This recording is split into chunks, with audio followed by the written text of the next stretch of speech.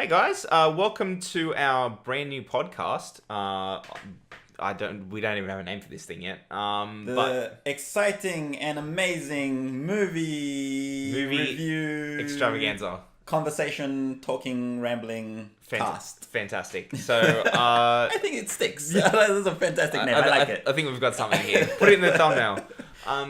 So my name's Adam, and this is Ben, and generally we have a podcast already called The Cast of Salt, and it's where we do our main gaming stuff. It's probably where you're seeing this through our YouTube channel already. Correct. And we talk about a lot of movies and Netflix stuff generally, and we thought, well, we should probably take it in its own place because we've been subjecting people that don't give a shit about our Netflix and movie loves for too long.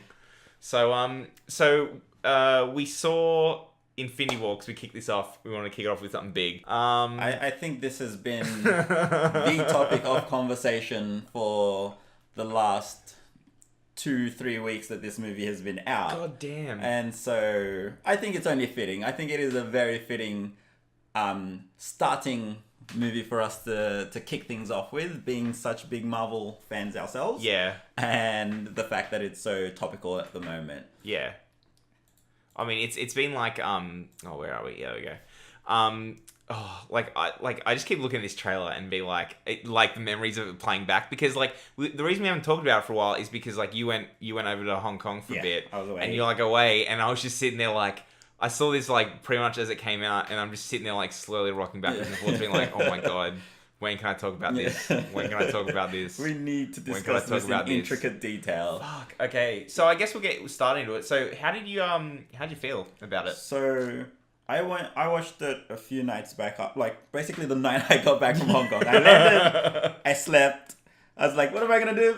I'm gonna go watch Infinity War. I finished watching it and I was just I need time to process this. Yeah. I need to really think about this. I need to sleep. And then just come back with a fresh mind and really think over what I just experienced. Yeah, it's a real deal, hey. It is quite an experience. Yeah. It is fantastic. My overall impression of it is it was a great movie. There's no such thing as a perfect movie, but it was pretty high up there. Yeah. And I just thoroughly enjoyed it. Is it one of your favorite Marvel movies? Yeah, absolutely. Yeah. I've been thinking about this, and I was do I like it more than Black Panther or Ragnarok? And the answer there is yes and no, in the sense that Ragnarok, the reason I like Ragnarok so much was it was just fun. Yep. It was not a particularly serious movie. Oh, it had its serious plotline, but it was the funniest and most fun Marvel movie I've seen. Oh, yeah. Black Panther was fantastic. The story was fantastic. Killmonger's easily my favorite villain ever. Even Thanos, right now, I kind of like Thanos.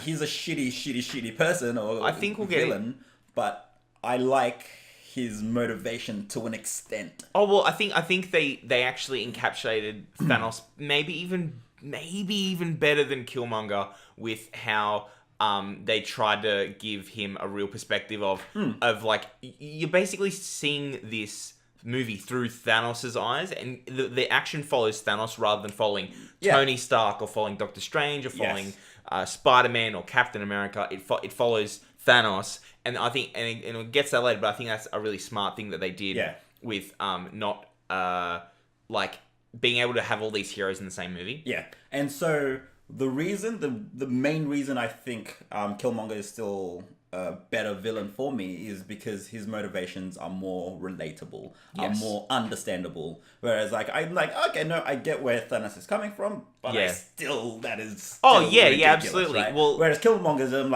you're still doing a bit of a shitty thing, but I'm almost on your side. Yeah. It was so hard. So that's the difference. So in terms of whether it's my favorite or not, it's absolutely up there, but due to different scales as to why it's my favorite. But without a doubt, if you haven't seen this, if you know me and you haven't seen this, I will probably slap you because you need to go watch this. It is a fantastic movie. Yeah, it's okay, and as well overview, we won't get it. We'll call out when we start talking about spoilers because it will be full of spoilers. But just try and get an overview first. My impression, I thought this was a really smartly made movie. I think that it was 10 years of putting these building blocks together, and I think it really shows that like Marvel has had their architect in Kevin Feige, and they've carefully put things together in a way so that when this movie comes out, it feels cohesive. It's a shitload of action. It just jumps in immediately at a 10. Straight away. It immediately hits the ground running. And the thing is, you don't have to think about the traditional sense of like, okay, here's the build up, and here's the climax of the movie, and here's all these beats. It just starts because you've got 10 years of like setting the scene. We don't need to set the scene. We're going. If you haven't watched any of the Marvel movies prior, there's no point in you watching this. You won't know. You will have no idea what's going on. I was thinking about this. What is the bare minimum that you would need to understand key elements? I think you do need to kind of watch Thor Ragnarok. You definitely need Civil War is the one that you definitely Civil War, and probably even Avengers 1. The Avengers are the most critical. Yeah. Solely because like Civil War really shows like the fracturing of the group and then everything coming back together. Wait, Civil War wasn't Avengers. Civil War was Captain America. It's still very important. It's almost like a soft Avengers movie, that one. What I would say in terms of that is basically any of the prequels that had anything to do with the Infinity Stones. Like, except Thor 2. Yeah, no one knows. Dark World. I still haven't seen that movie. Watch it. I still haven't seen it. I'm gonna be honest. I barely remember any of it. Like, I can almost remember every aspect of every movie in like some solid detail. And that's just like a fucking blur. And that one, I'm just like, I don't know what happened. Yeah. And it's got one of the Infinity Stones in it. Like, it is a crucial part to that movie. It's a big part of that movie. Yeah. Barely remember any of it. So you can totally skip that one. Yeah. Man. So, what my recommendation around that is watch all of it. Like, watch absolutely. all of them. But yeah, there are only a few key ones that you really need. You can skip a few here and there, but like I think it's key to know. And you appreciate more like where the characters come from. You appreciate.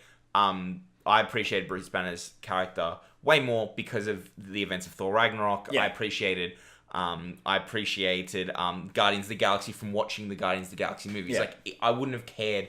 To be honest, okay, so we're probably going to start veering into spoiler territory now. So, fucking spoiler warning. I mean, the movie's like a few weeks old already, but like, spoiler warning if you haven't seen it, like, we will start talking about it now. You have been warned. Stay away. Done. Okay, so I would have fucking hated Peter Quill if I hadn't had two Guardians movies to set him up, and as a likable character, but also a flawed character. So I wasn't surprised when he did the dumbest fucking things ever. He was just the complete dick. Yes. But in saying that though, like and if I didn't have that context of him in Guardians, I would have been like, who's this dickhead and why is he the leader of this fucking team? Like, okay, before we get into any real detail around that, question for you. Yes. Who was your favorite character? In this movie? In this movie. Not necessarily the entirety of the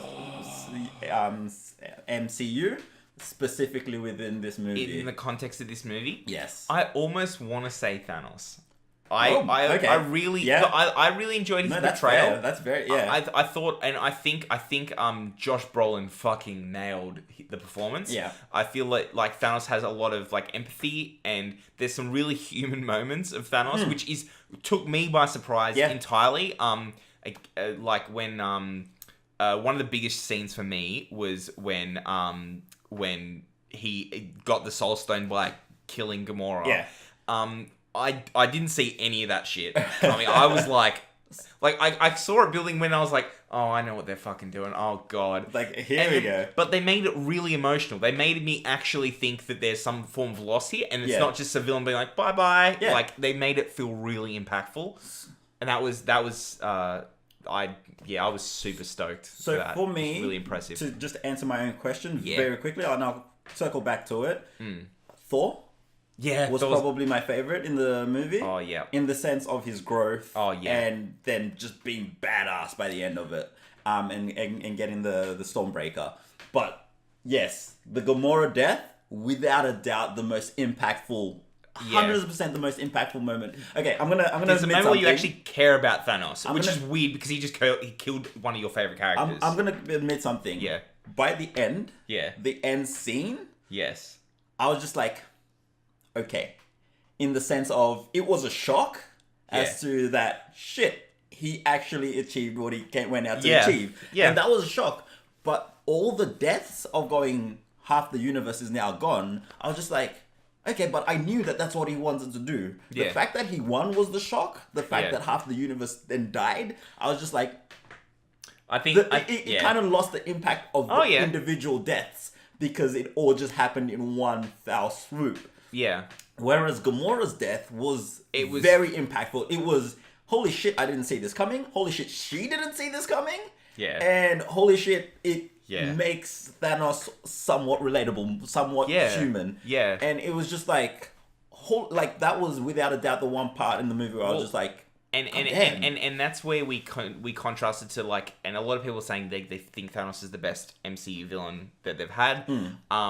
I still personally like Killmonger more. Yeah. That's my personal preference. But what I think is really interesting, and a point for Thanos' column here, is that Killmonger does have these really human moments, but when those choices, when he's presented with similar choices in Black Panther, like shooting, like when he ends up shooting his girlfriend, it was like he immediately just went, he didn't. Fuck, there was I don't even know, reluctance, no emotion. Where you could see like and fucking full points to the animation team on this goddamn movie. Yeah. Because like it was so obvious, like the pull that Thanos felt of almost being like, my hands are tired. Yeah. I gotta do. Like I have to do this. I'm not enjoying this at all. Yeah. Where if in Killmonger's case it was like, oh, I didn't really want it, but if I have to, I don't fucking care. Yeah. Like, sure, whatever.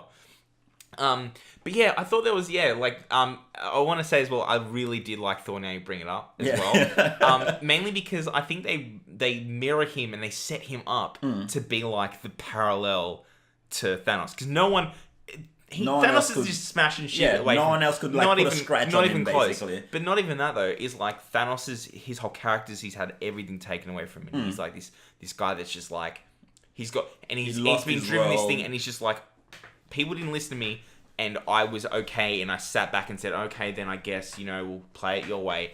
And the worst, and my fears were realized. Yeah. And now I've got nothing to lose, and I'm going to do whatever I can to make things right by my force of will. And that's what Thor ends up becoming, but like the opposite way around, where he's just like, you've taken my family, you've taken my land, my home's gone, Asgard's gone, like my dad's gone, my family's dead, my friends are dead, and he's just like, I'm gonna kill everyone, like I'm gonna fucking murder Thanos, I'm gonna kill everything, and he uses that rage to fuel him, and also from a power level as well, like they're the only ones that can kind of like, like without a doubt he's the only one that had any sort of like standing against. That was one of the most awesome moments where like Thanos puts his hands up with fucking 5 Infinity Stones and shoots out a beam, and like Thor throws the hammer and the hammer just cuts straight through it. It's like fucking nothing. like, what the fuck is in that? What is in that hammer? Yeah. Fuck. That was impressive as all hell. Okay, so I have another question for you. Yes. What was your favorite? Like, I know we said the Gamora death was the most impactful. Yes. What was your favorite scene in that sense as well? Oh. So, for me, because I already have an answer to this, yep. It was absolutely the fight on Titan. Oh, really? Like, I thoroughly enjoyed the coordination of everything that they did. Like, they had a plan, and they kind of just all worked together. And Thanos put up a good fight. It was just, like, knocking him back and this and that, throws a moon at him, like, does the whole shebang. But it was just impressive. It was, like we've talked about this and just kind of, like, segueing a little bit. We talked about, like, Dragon Ball Super, where I hated the shitty just throwing a million punches at each other, and then I absolutely love the choreographed, the mad epic fights that they do. And then that was them going, Spider-Man throws some webs, Doctor Strange throws a whip, and then they come out, and then like one person does this thing, Doctor Strange like teleports this person here. Like, it was just like a really well coordinated, like they had like 2 minutes to think up a plan. Oh no, probably not 2 minutes, but a short amount of time, think up a plan and try to execute it, and they just absolutely nailed it. But then a contentious point for me was the big, massive scaled war, like the big Oh, fight. yeah. I'm generally not a big fan of those big rumbles because it's just everything's happening at once, and I'm just like, that's great, but you've got a million of their army people coming at us, and then we've got the Avengers team going at them. Yeah. And like I get very little out of that. So like those are the two contrasting kind of points for me in that sense. So 100% the Titan fight. Yeah. Yeah, I think I would say that's my favorite fight scene as well. Is from that would probably be that Titan fight. I'm just trying to think. So yeah, I really enjoyed the fight in Wakanda. That was really good. It just seemed like I feel like sometimes I get taken a little bit out of those things, and I enjoy I really enjoyed it was Scarlet Witch and Vision fighting the Black Legion. I'm gonna look that up. Yeah, the Black Legion. Black Legion, or like followers of Thanos. Yeah, they're the Black Legion. Yeah, Black Legion. Okay, cool. I'll trust you on that. I won't Google it. I'll just trust you. But yeah, I just like they're like the kind of personal kind of conflicts where I find them much more interesting than the large scale. I mean, of course, like there's like these scenes. They're looking at them now in the trailer, and like that scene's not in the movie either. Like that's really funny. It's I remember reading about that because they were like they intentionally put that in the trailer to throw people off the fact that the Hulk wasn't going to be in the movie. Oh, really? So they were like they're so used to. So the reason that they did the whole like you watch the movie, it was just like Banner tried to transform to the Hulk, be like, shit, we're in a tight position. Yeah, I'm gonna transform and fight these big guys and they're like, I think the producers were like, the audience is so used to seeing Banner transform in the last minute to save the day that they just wanted to take that away. It. And then I thought it was really cool too that the whole thing is driven off him being like. The Hulk being scared. Yeah. And being like, I'm not coming out and fighting that motherfucker again. And you wrecked my shit. you got your own problems. It was also a redeeming moment for Banner because it was just like, he had to deal with it himself. It was just like, shit, normally I rely on the Hulk to deal with this stuff. I can just jump in. And he did that. He took out the big guy. In the Hulk Buster suit. And that was so awesome. Cool. That was really, really cool. So I've got another trailer here that's really interesting as well. Because this is basically the same thing. I actually love this shot that they keep doing. So for anyone of the audio listeners, it's like it's the rotating like inversion and spin of like a panoramic usually. I mean, like, I really enjoyed that shot. I kind of like my favorite one is when they did that for Killmonger, taking the stage. But they've been using that more and more recently. Yeah. It must be just like a little favorite. It's a thing that they like doing. Yeah, for sure. But no, it's been there was a really good scene in here. I'll see if I can find it. But it was a really clever way they did some of the CGI. And basically when we'll get to it later, but when Thanos is like wrestling control of from Captain America, and he's trying to, and Cap's like holding him off, and you can only see 2 gems in the Infinity Gauntlet. Exactly. They absolutely had that. I was like, that's real. I saw like, that and was like, the movie's like, wait, shit, he already has. He has all like of them. 4 of them by that point. He has 4. I was like, fuck. Oh no, sorry, 5 of them by that point. Yeah. So like that's like that scene there. Where you go, like wait, where is it? Just forward a bit. Give it a sec. There. Yeah, there you go. Like, look at that. That's it's like amazing. By that point, he had everything except the Mind Stone. At that point. So that was really. They intentionally tweaked the trailers in order to. But do you know what was great? They've been doing that more now. They did with do you know Thor what was great too. Though? Yeah. Like that scene, everyone's just like, "Holy shit, Captain America's holding him off." No, like the very next second, he not. just brings his other hand. He gets fucking. He just gets floored. He gets fucking tossed. He just it's not even close. Absolutely gets floored right after that. So just going back to the deaths very quickly. Like Gamora was the most impactful. Do you know which one wasn't really impactful for me? Who? Loki. Do you know why? Because in my mind, the whole time I was just like, he's not dead. Well, that's he's gonna come back. That's the difficult. He's not dead. That's always the difficult thing because you're always kind of like, oh, is that it? Oh, it's probably not it. It's probably fine. Yeah. To be honest, I think that this is kind of going to predictions, but I thought he's possibly not dead because, when he actually steps, he actually fades out a shot and like kind of slinks away. And then comes back. And before coming back and then kind of motioning Thor, like, I'm going to do this and getting a knife and all that shit, he steps out from out of view and he steps back into view. And I was just like, they could very easily be like, this is where he's hit the fucking eject button and the clone has come out. And the clone has walked out. Absolutely. Absolutely. I was like, not surprised at all. I was like, okay.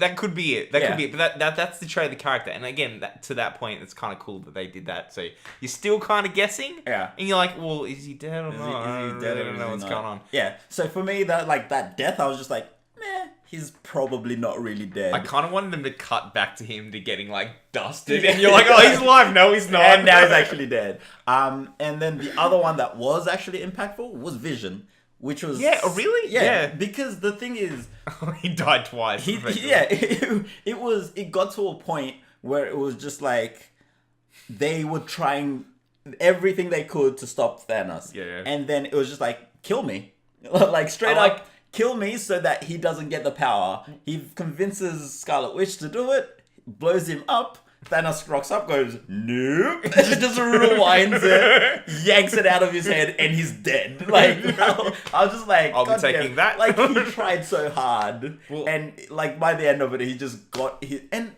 throughout the whole movie, he gets his ass handed to him. Oh, like every fight, he's just so got funny. wrecked. Well, it was. Oh man, I like. But the thing is, that was what actually struck me is a bit of a weird thing because I don't want to be fanning out about this movie because this movie for me is like a 9 out of 10. Like it's fucking awesome.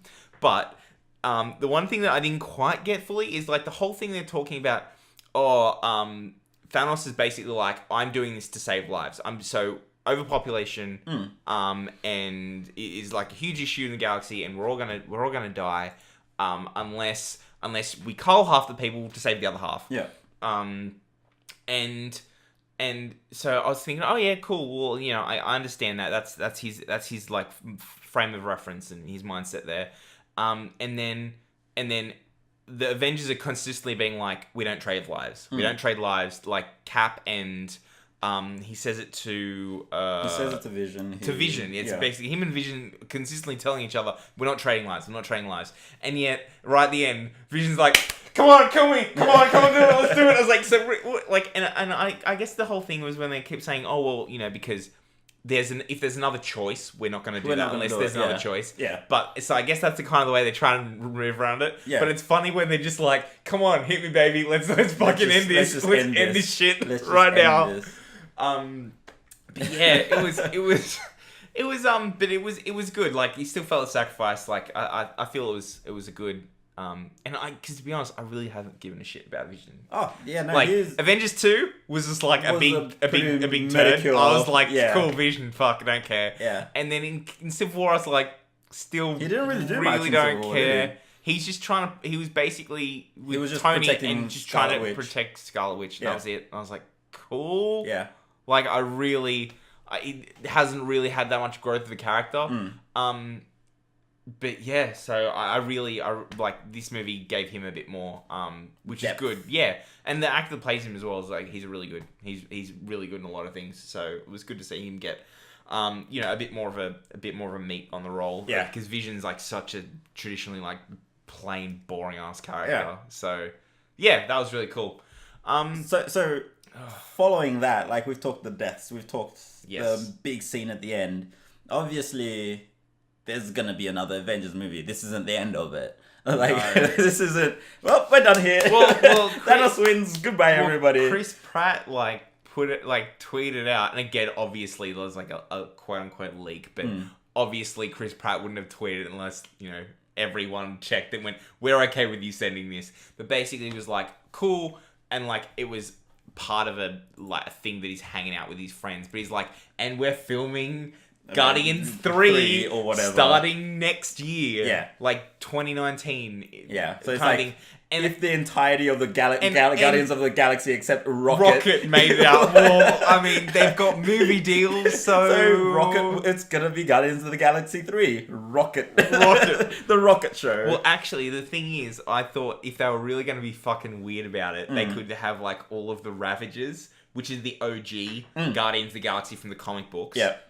And Rocket joins them, and that's the the story. That's like the massive fuck you. And like, no, they're dead. Yeah. But there's a few of them, but a couple of people were just like, I remember reading a few things about it, and it's just like, well, what they could do is just like make any next movies be like a prequel of there's a of like 10 years, like the next 10 years little prequel movies.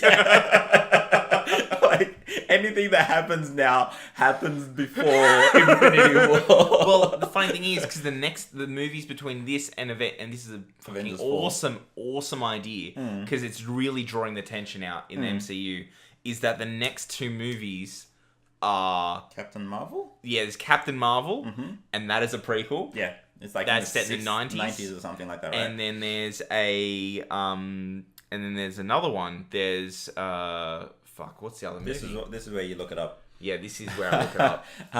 While you're doing that, my take on what's to come though is, I think somewhat unfortunately for me, because it kind of spoils I've read part of the Ant-Man. Ant-Man and the Wasp, which I think is going to be really interesting. Yeah. Because like they make a point of saying that they're not there, and I think I've got a sneaking suspicion that actually might be after the events of Infinity War, and it might be like them trying to maybe fill the void somehow.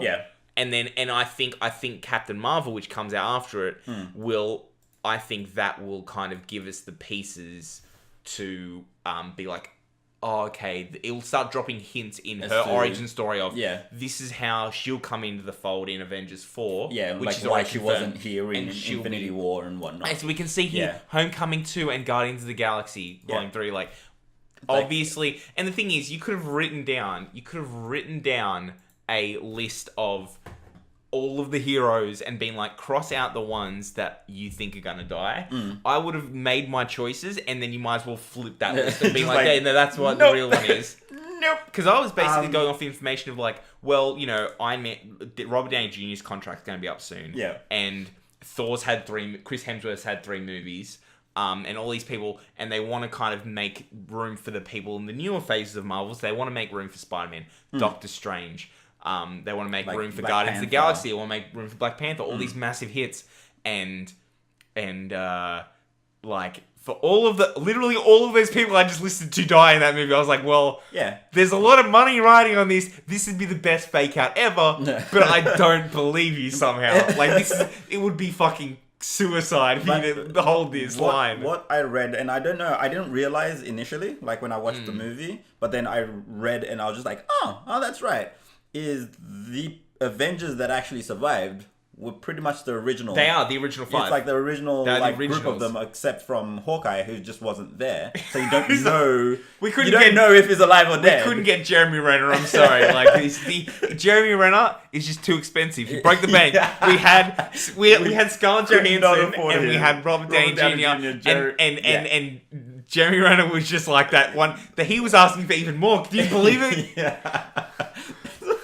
So that's kind of where it just like, oh shit, like the next story is effectively going back to the OG team. Yeah, it is. To really drive that. And I think because this movie actually didn't have the classic Avengers shot of the original 5 Avengers all fighting together in unison. Because they're split up and they're all these different things. And I think we'll get that payoff. Brings them back. In 4. Yeah. And then, to be honest, my more prediction is that numerous of those Avengers, if not all of them, maybe not all of them, but a lot of them, I reckon, will trade lives basically for getting people back in. Yeah. Okay. Oh, so anyway, I'm super keen to see how the cinematic universe handles it. Yeah, I think it's the really kind of downside for me, and I imagine maybe not necessarily a downside for others, like just the comic book fans, is this has predominantly been based off Infinity Gauntlet comic book. Yeah.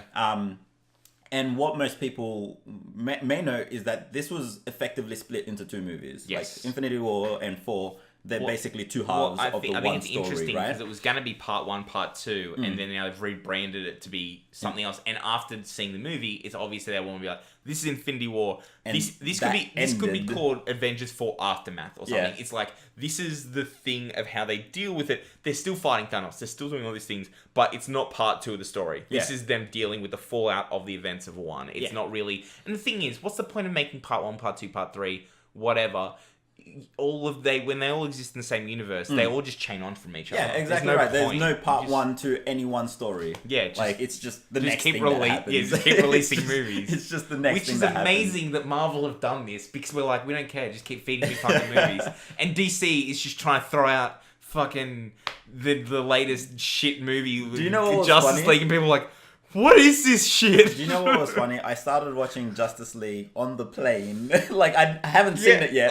So on the plane back home, I started watching it. I had about an hour of the flight left, and it gave me the little warning, like, you don't have enough time to watch all of this. I was just like, eh. So I watched the first hour, and by the time that it stopped to land, I was just like, I'm good. Oh yeah, I'm good. I haven't seen anything else. I've seen enough. This was garbage. It wasn't that it was garbage. It did not draw me in any further. I was just not interested enough to go, I am gonna track down the rest of this movie and watch the rest of it. God, that's funny. So, there's a big difference. But the really cool thing I think I've called out once or twice in our other podcasts as well is the amazing thing with basing movies off comic books is they almost have an unlimited amount of story to play with. Yeah. And very easily, if for whatever reason Tom Holland decides, I don't want to do this anymore, or... They can be like, yo, let's get... Okay. Another Spider-Man, let's get a Miles Morales, let's get a whatever. And they can always go... I would fucking die if they got Miles Morales. I would die. They could very easily go alternate universe. The fact that it's a comic book thing and alternative universes are absolutely a thing. They've been very definitive, though, with the MCU. The MCU is one thing, because that's something that's drawn people. Have been criticizing, well, what does it mean? You can just do a reset, like how DC has done a reset 5 fucking times. So and I'm not saying that they're going to do a reset. I'm saying that they can get to a point where we're like, we're sweet, or we've come across a hiccup that doesn't allow us to continue along the path that we're currently trying to get to. Yeah. But they can get to a definitive end and go, we want to keep making Marvel movies. Let's kind of start from scratch, a completely different universe, and not do the same thing again, but tell different stories, go in a different direction, simply by saying they're gonna make Marvel movies until the fucking Earth blows into the sun. They do not need to stop. It's not gonna stop. And I love it. Man. Okay, so a couple of things I wanted to briefly touch on as well before we kind of start wrapping up is that just with the actual kind of more the film perspective of judging this as a film, what I thought was really interesting, and it kind of leverages off something people have been saying as a negative of Marvel movies, as this felt kind of like a Marvel movie, and people say have the term it felt like a Marvel movie, and being I saw Doctor Strange, and I liked it. It had some good moments, but I came out thinking it was another Marvel origin story. It didn't really blow me away in any other thing. I've seen this movie before, and I think that's been a reasonable criticism that people have leveled. I totally agree with it. And what's so funny is that when a movie like this comes along, you see all these heroes interacting, but because Marvel has these guidelines of how they make movies, everything just fits. And you're just fuck, they don't even have to try, and it feels natural. It doesn't feel like these weird kind of comings together. And you're like, this doesn't really make sense thematically. Let's kind of rip on DC a little bit again. Oh my god. The contrast of that is the what's it called? What was the Justice League, where they just introduced Aquaman, they introduced the Flash, they introduced Cyborg we gotta out rush of this nowhere. Shit. They're just where was Cyborg all this time? Where was Aquaman all this? It kind of tried to give a little explanation. It's Aquaman only cared about these things.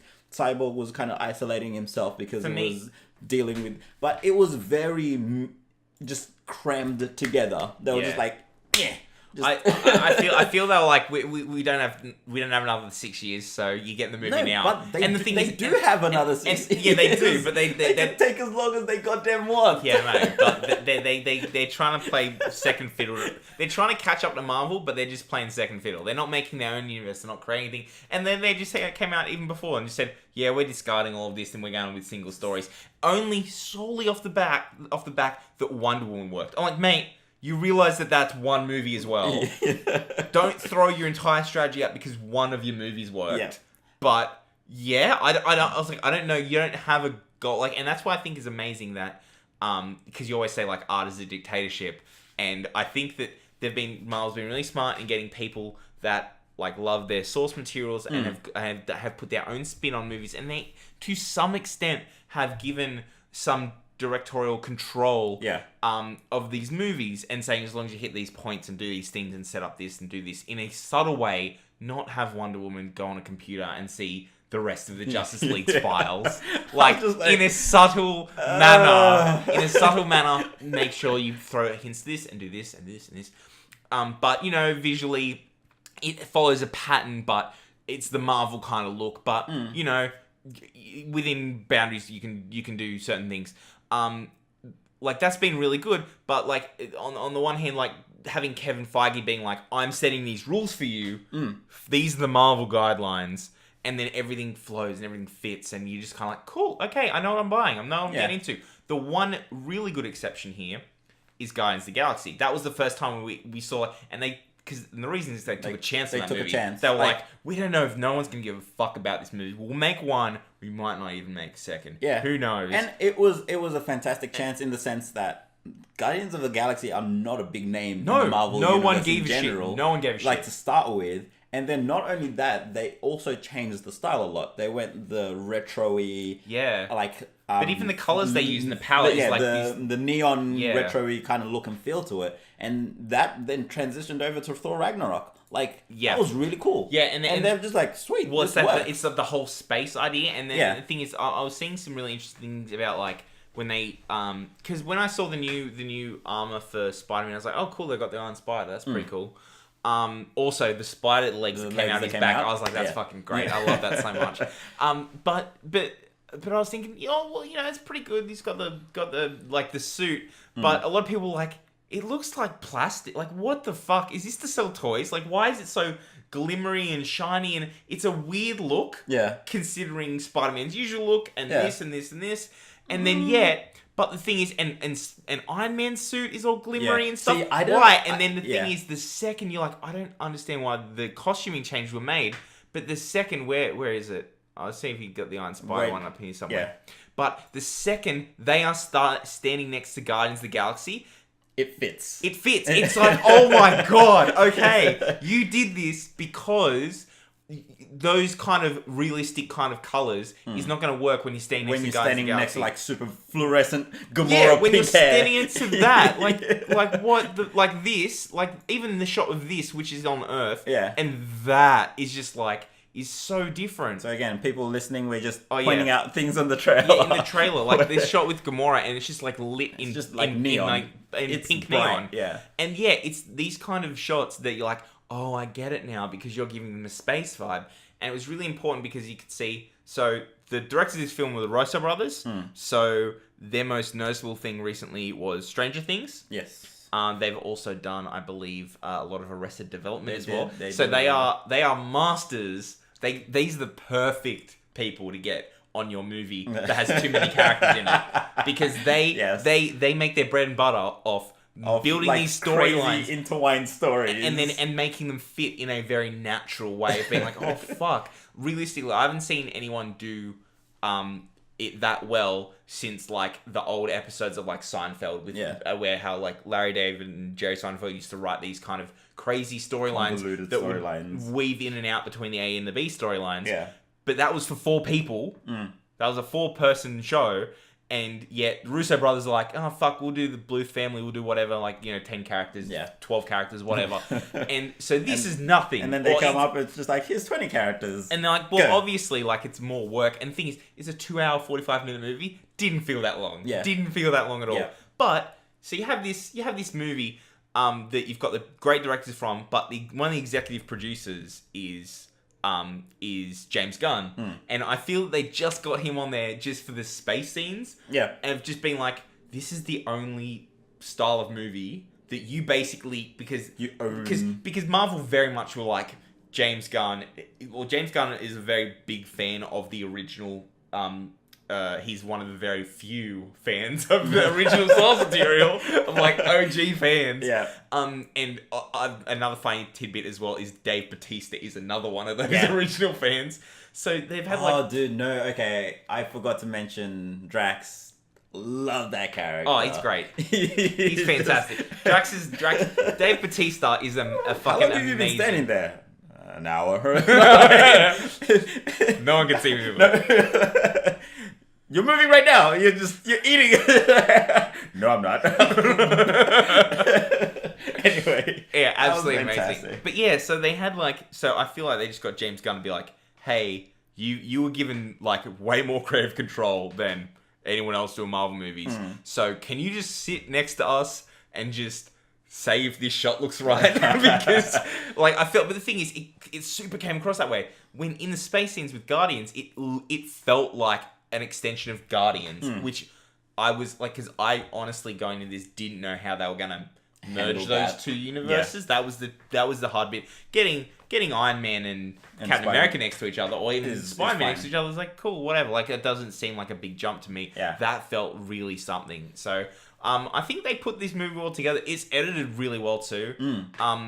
People were walking out saying like, man, I think this movie is the Empire Strikes Back of our generation. Yeah. And I was like, fuck, you realize that The Last Jedi only came out like 6 months ago. Like, I mean, a lot of people dislike Last Jedi. And a lot of people like it. And I'm one of the people that I do like that movie. Yeah. I'll preface my comment by saying this. But no matter if you like or dislike that movie, you got to look back at what you did and just be like, did we make the right call? Yeah. for you to release the mid-movie of your Star Wars trilogy, and then, which is the direct, and even then, it was the movie that was supposed to be mirroring the Empire Strikes Back of the darker tone. Yep. And then Marvel releases Infinity War, and people go, "Oh, that's much better." And you're like, "Better Empire Strikes Back." Oh man! Oh fuck! They weren't even trying to do that. Like, it's just bad. Yeah. So yeah, I just thought that was like, it was like, man, that's not good. But I do agree with that kind of assessment of like, the movie starts with not a lot of hope. And it doesn't get better. Like, at no point in this movie did I ever think that the heroes were going to turn it around. I knew I was watching it. When I saw Thanos, like, rock up to try and, like, get the last stone off Vision, I was like, it's a foregone conclusion. Like, he's fucked. Yeah. Like, it's like, over. It's like, how are they possibly going to stop him now? And then they've got like, oh, Thor's getting Thor's made the hammer. And you're thinking, oh, maybe Thor's the key. Maybe Thor's the key. And the whole time I was thinking, it doesn't matter shit. He's going to get the hammer. He's going to get the axe. Going to do nothing, and Thanos is going to win. It did do something, though. It absolutely did. It actually did more than I thought it was. just like, you should have gone that for the head, man. I'm out.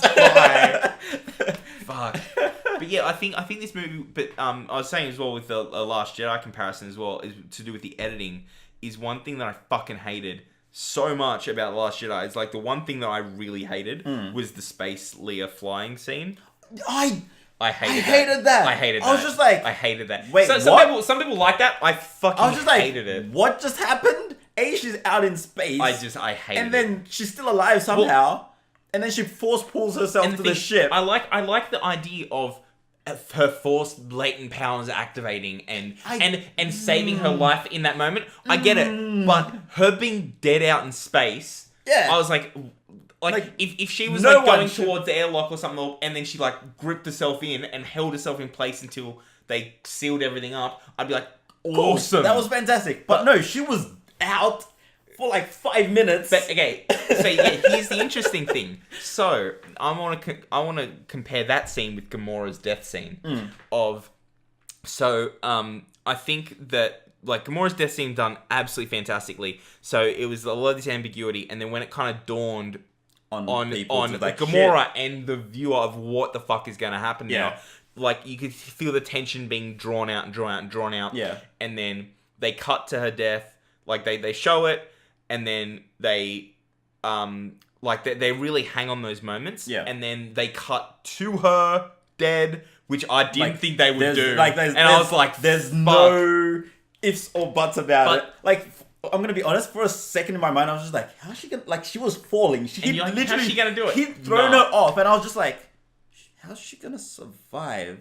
And I was like, "Wait, no, she's not." I've been watching this whole movie. She is not going to survive. Yeah, and I know the difference between Leah's scene and Gamora's scene is different because one survives and one doesn't. Oh yeah, start that bad boy back up again. Left it on Gamora for like the last half hour.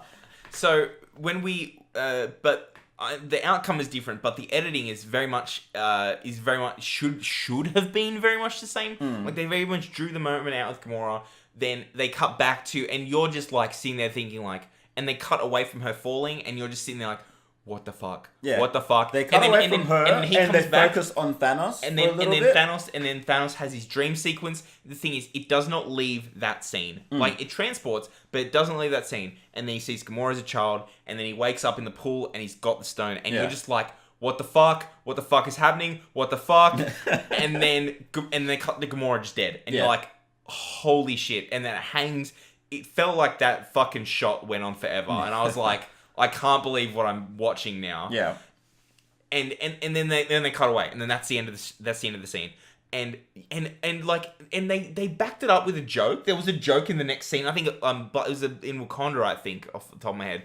And I think Black Panther's sister made a joke or something, and no one in this, and it was a decent joke. No one in the cinema laughed. Everyone was like, I'm not laughing. I am in no mood to laugh. You could have literally told the funniest joke in the world. I am still crying right now. Fuck me. But the thing is, compare that with Leah's scene. So they have this whole thing, and she gets sucked out, and you're like, oh my god, like, what's happening? And they're cutting between her and Kylo Ren, and they're trying to draw that tension out. And then they cut away, not from that action, from that scene to do something else with, like, Finn. And I'm like, so is she dead? Like, did you just send Leia out in, like, an off the shot, almost killing her off screen? I was like, what? I was like, and she's gone. Watching, I thought, did you do that just because you needed a way of writing her out quickly? I was like, what the fuck is this? And then they have a whole other thing that I was like, I don't care about this. What the fuck happened? What's going on? I don't understand what's happening. And then they cut back to Leia, and then I was like, well, they're not going to cut back to her unless she comes back alive again. So when she had the moment of her fingers twitching, I was like, son of a bitch. No, but I knew that was coming. The second they cut back to her, I was like, oh, well, the tension's broken. At what point, like, why would they have any reason to bring the camera back to her? They're not going to show her floating corpse in space. And then just cut away again. 5 minutes after the action has already happened in the movie, unless something was going to happen. Yeah. And I was like, well, you've just opened the box up. I know exactly what's going to happen now. Where with Gamora, like, they drew that out, and I think that's what they were trying to do with the editing in last year. Is they were like, oh, we'll cut away and leave you guessing, then we'll come back. But I was like, no. You've gone about it the wrong way. What they did with Gamora, it's like they cut away from Gamora, yeah, but it was still in the scene. You were still seeing Thanos and how it was affecting him, and you're just sitting there thinking, I don't know. Has he killed? I don't know what's happening. And the thing is, even then in time space, it probably only took that whole sequence and then cutting back to Gamora's body was probably only maybe a minute or two. A minute or two. But that was enough for you to feel like this tension. Feels like forever. What the fuck is happening? Yeah. So I think the editing was really good in this movie too. It didn't feel long. It just it's a good movie as part of the film and message goes. Like I would still put Black Panther as a better film. Yeah. This is a great popcorn movie. Epic. This is a great epic story. Yeah. And it does a lot of filmmaking correct, but like people like to say, oh, is it a good movie or is it a good film? I mean, it's a bit of a pretentious question, but in saying that though, I still it's the film. Yes, I still think Black Panther still holds the title of the best Avengers film, best by Marvel film. But this movie like super delivers. I think they found a really good balance between the kind of action and not really fun of Thor, because it's not fun, but there's a little bit of excitement, a little bit of joking, there's that kind of Marvel feel, but also kind of a more darker tone where Black Panther is a very different beast, and that's why we all love that movie, because it is a different thing. But yeah, I would put this in. I was thinking top 3. I think it's top 3. It has to be top 3. But then I have to bump out Homecoming, Thor Ragnarok, Black Panther, and Guardians Volume 1. Yeah. I was like, fuck me. I don't know where to... It is a tough... I don't know what gets bumped now. Let's talk top 5 then. Can we say 5, no not 3? choice but to talk top 5. But I love them all for different reasons. And that's why I think it's amazing that Marvel have done this. They've made me love 5 different movies. In 5 different ways. Yeah.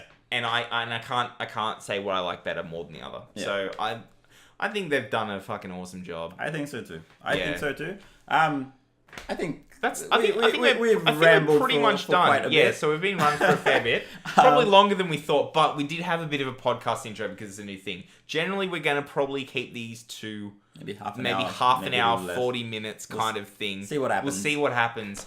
But definitely not the length of our usual podcast. This one might have gone a bit longer, but we'll see what happens. Yes. But yeah, so I mean, I don't like giving movies ratings, so I'm kind of inclined to not do that. Let's not. But We've given our opinion. Movie.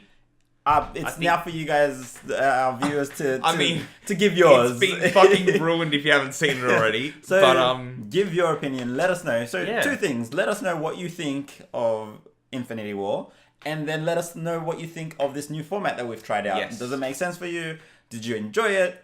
Do you want us to do more? And if so, what movies? We're going to start a bit of a movie club, watching some random shit that people will suggest to us, and give you our thoughts and feels on what that is. Yeah, so generally we won't have like an Avengers coming out every week. And a lot of times, like, I don't think this probably, at least to start, it won't have a regular release like... it will just be ad hoc. It'll be whenever the hell we feel like. Our Cast of Salt does. Having said that, though, if you guys like it enough and like kind of share it around and get your friends involved and leave some comments, like video, subscribe, all the general stuff that we always ask, then we can make it more regular, but that's always Absolutely. Up to what you guys, how you guys feel about it. So, let us know. I don't know what else to really cover here. But the thing is, because we won't have Avengers movies every week, we will need other content. Yes. The thing is, I think, because for the fact that me and you have Netflix, we'll probably be doing some Netflix stuff, potentially some TV shows as well. I don't know how we would go reviewing a whole TV show because that's going to take some time. Unless we can binge the entirety of the series in one night and then give a bridge review. But yeah, so like we can do that, but we'll also be doing movies and stuff as well. And we'll also, like, obviously we've started our first episode on something that we both love dearly. Yes. But generally, give us some shit that we don't love. Yeah. Exactly. So we can crap all over. Yeah, we're totally fine with doing the shit we don't like. So that's fine. So hit us up with any of your suggestions of what you think we would like or what you think we would hate, and you'd like to see us review it anyway. All right, I think we could wrap it up there. So cool. Thanks a lot once again. Let us know what you think, and we'll go from there. As Thor says in this movie. Bye, morons. See you guys.